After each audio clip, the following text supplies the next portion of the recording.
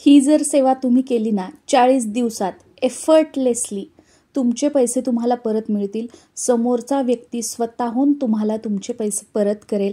त्याला सद्बुद्धी येईल, त्याच्या मनामध्ये चांगले विचार येतील की अरे मला याचे पैसे परत द्यायचे आहेत, याने मला मदत केली होती माझ्या अडचणीच्या काळामध्ये आणि आता ती योग्य वेळ आलेली आहे की मला या व्यक्तीला पैसे द्यायचे आहेत. आणि त्या व्यक्तीने जर पैसे देण्यासाठी तुमचा अपमान केलेला असेल, तुम्हाला मोठ्याने बोललेला असेल, तुमच्याशी भांडला असेल की नाही जा मी नाही देणार तुमचे पैसे, मी कधी घेतले तुमचे पैसे, मी घेतलेच नाही, तर त्या व्यक्तीच्या मनामध्ये तो ज्या गोष्टी बोललेला आहे त्याबद्दल त्याला गिल्ट निर्माण होईल आणि त्याला असं वाटू लागेल की नाही मला या व्यक्तीचे पैसे द्यायचे आहेत. तुमच्याबद्दलचा तुमच्यातला जो काही प्रामाणिकपणा आहे, चांगुलपणा आहे, ज्या चांगुलपणाने तुम्ही त्याला पैसे दिले, तो चांगुलपणा त्याला इतका आतून खाऊन घेईल की तो मजबूर होईल तुम्हाला तुमचे पैसे परत करण्यासाठी. तुम्ही उधार दिलेले, कोणाला उसने दिलेले पैसे समोरचा व्यक्ती परत देत नाहीये, तर आता यापुढे ही वस्तू घ्या, ती वस्तू घाला, ती वस्तू हातात घाला, ती वस्तू गळ्यात घाला, हे यंत्र घ्या, याची पूजा करा, त्याची पूजा करा, असं काहीही करण्याची गरज नाहीये. ही सेवा जी आहे ना ती घरच्या घरी फ्रीमध्ये 1 रुपयाही खर्च न करता तुम्हाला करायची आहे. आणि या सेवेने 40 दिवसात तुम्हाला तुमचे पैसे परत मिळतील सुद्धा. पण काय आहे की सेवेमध्ये कंटिन्युटी पाहिजे, विश्वास पाहिजे, तरच. नाही तर एकीकडे तुम्ही सेवा करताय आणि मनामध्ये मिळतील की नाही, आज 15 दिवस झाले, आज 14 दिवस झाले, अजून तर काहीच झालेलं नाहीये. असं नाही करायचं. मनामध्ये विश्वास, मी ही सेवा करत आहे ना तर 40 दिवसामध्ये मला माझे पैसे परत मिळणारच आहेत.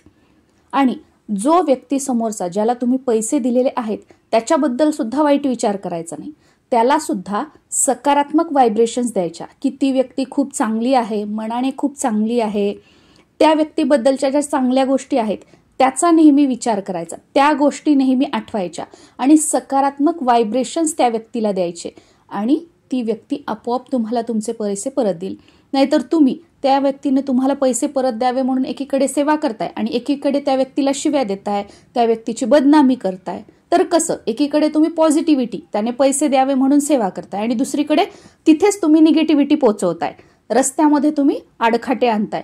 आता पाणी समजा सरळ वाहते आणि तुम्ही तुमच्या निगेटिव्ह विचारांनी तिथे मध्ये मध्ये दगड निर्माण केले मोठे मोठे, तर पाणी जे सरळ वाहत होतं तर त्याला काय होईल की छोट्या रस्ता, दोन्ही दगडांच्या मधून कुठे चिरबंदी आहे, तिथून पाणी वाहू लागेल, थोडंसं इकडे जाईल, थोडंसं तिकडे जाईल. अगोदर जसं फ्लोमध्ये पाणी वाहत होतं तसं वाहील का?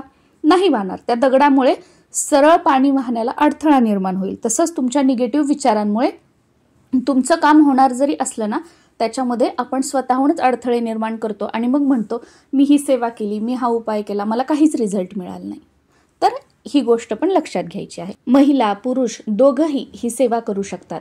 समजा तुमच्या मिस्टरांनी कोणाला उधार पैसे दिलेले आहेत आणि तुमचे मिस्टर ही सेवा करत नाही, तर तुम्ही सुद्धा ही सेवा करू शकता. म्हणजे काय की तुमच्या घरात कोणीही जरी कोणाला उधार पैसे दिलेले असतील आणि ते तुम्हाला परत मिळत नसतील, तर घरातील कोणत्याही एका व्यक्तीने जरी ही सेवा केली तरी सुद्धा तुम्हाला तुमचे ते पैसे जे आहेत ते परत मिळतील. फक्त काय आहे ना, त्या समोरच्या व्यक्तीचं पूर्ण नाव तुम्हाला माहीत असायला पाहिजे. सेवेच्या सुरुवातीला पहिल्या दिवशी, ज्या दिवशी आपण सेवा सुरू करणार आहोत त्या दिवशी आपल्याला संकल्प करायचा आहे आणि त्या संकल्पामध्ये तुम्हाला त्या व्यक्तीचं पूर्ण नाव घ्यायचं आहे की या व्यक्तीकडून मला माझे एवढे पैसे परत मिळाले आहेत किंवा परत मिळावेत. किती अमाऊंट आहे त्या अमाऊंटचा सुद्धा उल्लेख करायचा आणि त्या व्यक्तीचं पूर्ण नाव सुद्धा घ्यायचं आहे. संकल्प कसा करावा हा व्हिडिओ आपल्या चॅनलवर आहे. त्या व्हिडिओची लिंक खाली डिस्क्रिप्शन बॉक्समध्ये मी तुम्हाला देत आहे. त्यानुसार तुम्ही संकल्प करा. बघा तुम्हाला खूप चांगले अनुभव येतील. कालभैरव जयंतीपासून या सेवेला आपल्याला सुरुवात करायची आहे. यावर्षी कालभैरव जयंती 12 नोव्हेंबर 2025 वार बुधवार या दिवशी आहे. या दिवशी सकाळी संकल्प करायचा आणि सेवेला सुरुवात करायची. पहिल्या दिवशी म्हणजे कालभैरव जयंतीच्या दिवशी तुम्हाला एक नारळ घ्यायचा आहे, खडीसाखर घ्यायची आहे आणि तुमच्या घराच्या आजूबाजूला जिथे कुठे कालभैरवनाथांचं मंदिर असेल त्या मंदिरामध्ये जाऊन त्यांना ते नारळ आणि खडीसाखर अर्पण करायची आणि तुमची जी कोणती इच्छा आहे की या व्यक्तीकडून मला माझे पैसे परत मिळावेत ती इच्छा बोलून दाखवायची आणि तिथेच महाराजांना सांगायचं की आजपासून 40 दिवसांसाठी मी या सेवेला सुरुवात करत आहे, माझ्याकडून ही सेवा करून घ्या आणि 40 दिवसाच्या आत त्या व्यक्तीने मला माझे पैसे परत करावेत अशी त्याला सद्बुद्धी द्या.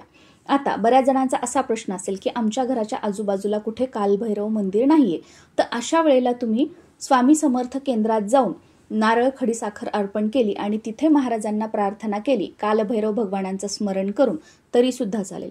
आता तुमच्या आजूबाजूला कुठे केंद्रही नसेल तर दत्त मंदिरामध्ये जाऊन सुद्धा तुम्ही हे अर्पण करू शकता आणि तिथे प्रार्थना करू शकता.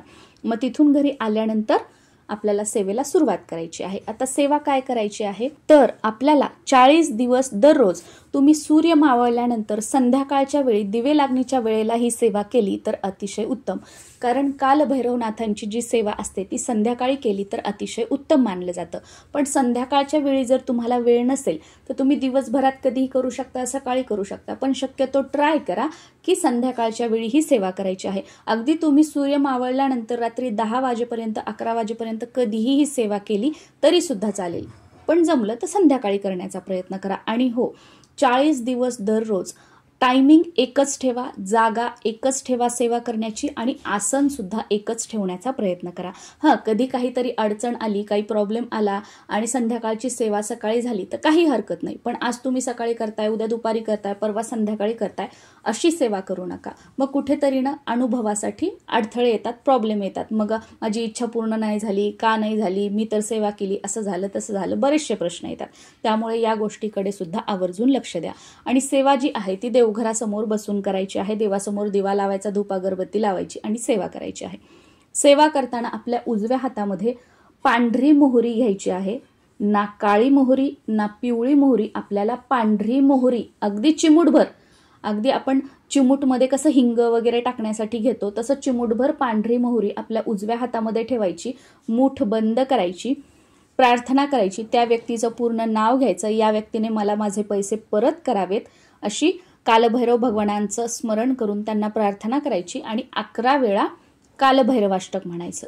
11 वेळा कालभैरवाष्टक म्हणून झाल्यानंतर आपल्या मुख्य प्रवेशद्वाराच्या बाहेर जायचं आणि तो व्यक्ती ज्या दिशेला राहतो, समजा आपल्या घराच्या बाहेर निघाल्यानंतर लेफ्टकडे जर आपण गेलं तर त्या व्यक्तीचं घर आहे, किंवा आपण राईटकडे गेलं जर त्या व्यक्तीचं घर आहे, किंवा आपण आपल्या घराच्या बाहेर निघाल्यानंतर सरळ रस्त्याने गेलो त्या व्यक्तीचं घर असेल तर त्या दिशेला आपल्याला ही मोहरी फेकून द्यायची आहे. म्हणजे ती मोहरी फेकताना सुद्धा या व्यक्तीने मला माझे पैसे परत केलेले आहेत, धन्यवाद धन्यवाद धन्यवाद म्हणायचं, ब्लेसिंग द्यायच्या त्या व्यक्तीला, ग्रॅटिट्यूड करायचं आणि ती मोहरी फेकून द्यायची. आता इथे प्रश्न येईल की तुम्ही फ्लॅटमध्ये राहता तर कसं करायचं. तुम्ही फ्लॅटमध्ये राहत असाल तर आपल्या बिल्डिंगच्या खाली यायचं आणि ज्या साईडला त्याचं घर आहे त्या साईडला तुम्ही ही मोहरी टाकू शकता. पण तुम्ही फ्लॅटमध्ये राहताय आणि दरवाजाच्या बाहेर निघालं की लगेच तुम्ही उजवीकडे, डावीकडे किंवा समोर मोहरी टाकताय तर हे पूर्णपणे चुकीचं आहे. दुसऱ्यांच्या दारात, दुसऱ्यांच्या घरासमोर ही मोहरी टाकायची नाही. त्याच्यामुळे बिल्डिंगच्या खाली यायचं किंवा तुमच्या सोसायटीच्या गेटच्या बाहेर यायचं आणि मग ह्या रोडला किंवा सरळ रोडला तुम्हाला मोहरी टाकायची आहे. पण दुसऱ्यांच्या दारात, दुसऱ्यांच्या घरासमोर, दुसऱ्यांच्या फ्लॅटसमोर मोहरी टाकायची नाही. याचा त्रास तुम्हालाच होईल.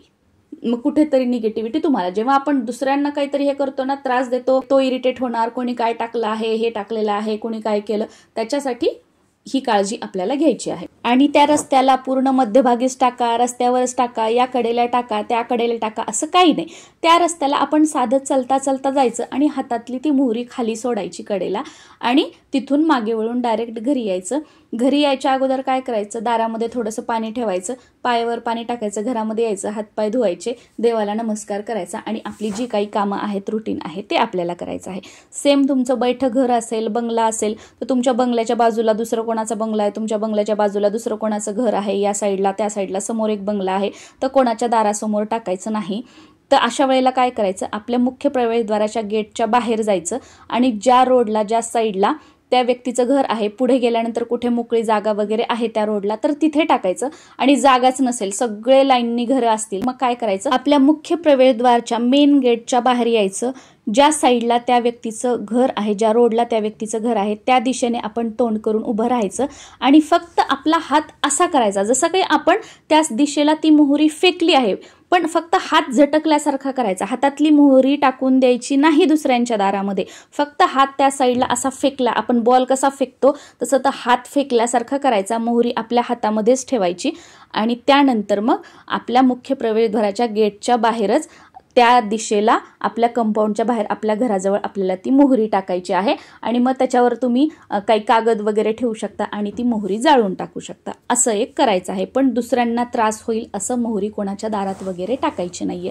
पांढरी मोहरी तुम्हाला किराणा दुकानामध्ये मिळेल, आयुर्वेदिक सामान मिळतं त्या दुकानामध्ये मिळेल किंवा पूजा साहित्याच्या दुकानामध्ये तुम्ही विचारा, तिथे सुद्धा तुम्हाला ही पांढरी मोहरी जी आहे ती इझिली मिळून जाईल आणि आपल्याला खूप काही वापरायची नाही आहे. तुम्ही अगदी एक 50-60 रुपयाची मोहरी आणली, रोज चिमूट घेतली तरीसुद्धा आपल्याला ती 40 दिवस पुरते. आणि ॲमेझॉन वगैरे ऑनलाईन पण तुम्ही सर्च करा, एखाद्या वेळेस ऑनलाईनसुद्धा तुम्हाला ही पांढरी मोहरी मिळू शकते.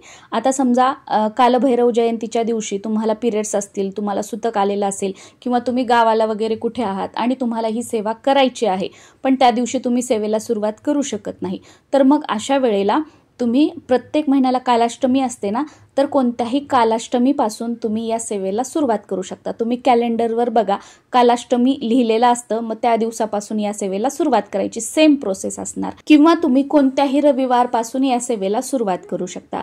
40 दिवसांची सेवा तुमची पूर्ण झाली की याला उद्यापन वगैरे असं काहीही नाही. 40 दिवसात समजा तुम्हाला तुमचे पैसे परत मिळाले, तर 40 दिवस झाल्यानंतर तुमच्या आजूबाजूला जिथे कुठे कालभैरवनाथांचं मंदिर असेल तिथे जायचं, परत एकदा कालभैरवनाथांना खडीसाखर नारळ अर्पण करायचं, धन्यवाद द्यायचा की तुमच्या या सेवेमुळे माझी ही इच्छा पूर्ण झाली, त्या व्यक्तीने मला पैसे दिले आहेत, धन्यवाद धन्यवाद धन्यवाद. आणि समजा 40 दिवसांची सेवा तुमची पूर्ण झाली पण समोरच्या व्यक्तीने तुम्हाला तुमचे पैसे परत दिले नाहीत, तरी सुद्धा कालभैरव मंदिरामध्ये जायचं, महाराजांना प्रार्थना करायची की 40 दिवसांची मी ही सेवा केली, या व्यक्तीकडून मला परत पैसे मिळावेत म्हणून, पण अजून काही मला मिळालेले नाहीयेत, त्या व्यक्तीला सद्बुद्धी द्या की त्या व्यक्तीने स्वतःहून माझे पैसे परत करावेत. बघा, 40 दिवसानंतर सुद्धा ती व्यक्ती एखाद्या वेळेस तुमच्याकडे येईल किंवा तुम्हाला फोन करेल किंवा कोणामार्फत तुम्हाला सांगेल की आत्ता माझ्याकडे पैसे नाहीयेत, पण मी हळूहळू करून काही पैसे जमा करून मी तुम्हाला तुमचे पैसे नक्की परत देईल, मी तुमचे पैसे बुडवणार नाही, असं आश्वासन नक्कीच समोरची ती व्यक्ती देईल. तुमची ही सेवा वाया जाणार नाही. फक्त विश्वास ठेवा आणि आपले जे प्रयत्न आहेत ना, की प्रेमानं बोलणं वगैरे, माझे पैसे द्या, तुमच्या अडचणीच्या काळात मी तुम्हाला मदत केली वगैरे, आपले जे काही चांगल्या शब्दात चांगल्या भाषेत जे प्रयत्न आहेत ते सुरू ठेवायचे. नक्कीच तुमच्या प्रयत्नांना यश मिळेल. या व्यतिरिक्त तुम्ही काय करू शकता की आपल्या घरामध्ये कोणत्याही रूममध्ये दक्षिण दिशेच्या भिंतीला तुम्हाला 3 मोरपंख मोरपीस लावायचे आहेत. मोरपीस तुमच्या घरातील असतील तरी चालतील किंवा मार्केटमधून तुम्ही 3 मोरपीस आणू शकता. दक्षिण दिशेच्या भिंतीला त्या व्यक्तीचं पूर्ण नाव घ्यायचं, त्या व्यक्तीकडून मला माझे एवढे पैसे परत मिळावेत असं मनात प्रार्थना करायची आणि हे मोरपीस चिकटपट्टीने वगैरे दक्षिण भिंतीला चिकटवायचे आणि दररोज सकाळ संध्याकाळ जेव्हा आपण देवासमोर दिवा लावतो, धूप अगरबत्ती लावतो ना, तर त्यावेळेला या मोरपिसाला सुद्धा अगरबत्ती धूप दाखवायची आणि त्या व्यक्तीचं नाव घेऊन त्या व्यक्तीकडून मला एवढे पैसे परत मिळावेत अशी प्रार्थना करायची. आणि तुमचं काम पूर्ण झाल्यानंतर त्या व्यक्तीने तुमचे पैसे तुम्हाला परत दिल्यानंतर हे 3 मोरपीस जे आहेत ते तुम्हाला पाण्यामध्ये प्रवाहित करायचे आहेत.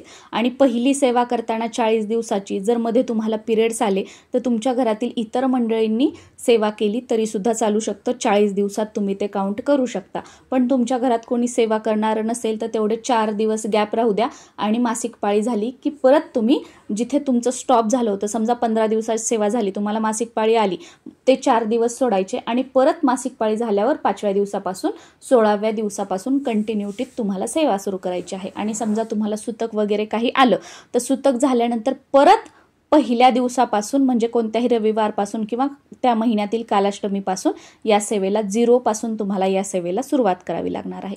सेम तुम्ही गावाला वगैरे कुठे गेलात तर घरातील इतर मंडळींना सेवा करायला सांगायची किंवा जेव्हा तुम्ही गावाहून वगैरे याल तर जिथे स्टॉप झालं होतं तिथून पुढे सेवा कंटिन्यू करायची आहे.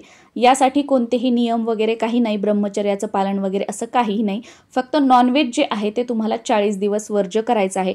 तुमच्या घरातील सर्वांनीच जर नॉनव्हेज नाही खाल्लं तर अतिशय उत्तम, पण बाकीच्या मंडळींनी ऐकलं नाही तर त्यांना खाऊ द्या, करू द्या, पण तुम्ही नॉनव्हेज खाऊ नका. आणि तुम्हाला जर बनवावं लागत असेल तर त्या दिवशी नॉनव्हेज बनवायच्या अगोदर ही सेवा करून घ्यायची आणि त्यानंतर बनवायचं. पण नॉनव्हेज वगैरे बनवायचं आणि त्यानंतर सेवा करायची, तर हे कुठेतरी चुकीचं आहे. आय होप तुम्हाला ही सेवा लक्षात आलेली असेल. पण तरीही अजून काही या सेवेबद्दल प्रश्न असतील तर खाली कॉमेंटमध्ये तुम्ही विचारू शकता.